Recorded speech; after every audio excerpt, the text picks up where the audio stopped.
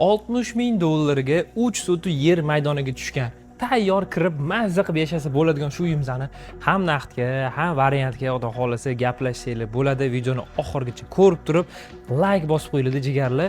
O'tkazib olsangiz qattiq tavsiyadan qolishingiz mumkin. Qaranglar, qanaqa hovlini chiroyliligini, даже bormi, hovlichalariga chiroyligina alohida mehr berib, gazonlarga, gullargacha qilib, chiroyli holatga olib kelib qo'yishgan. Mana shunaqa uy egasiga o'xshab, mazza qilib har kuni kechasi ishdan keyin suvni sepib, mazza qilib hordiq chiqarsanglar ham bo'lar ekan.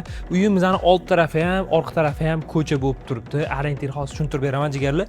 Uyimizda aytganimizda hozirgi paytda 3 xona plus oshxona hamda 2 ta sanuzeldagi ega bo'lib turibdi. $60 ming so'ralyapti.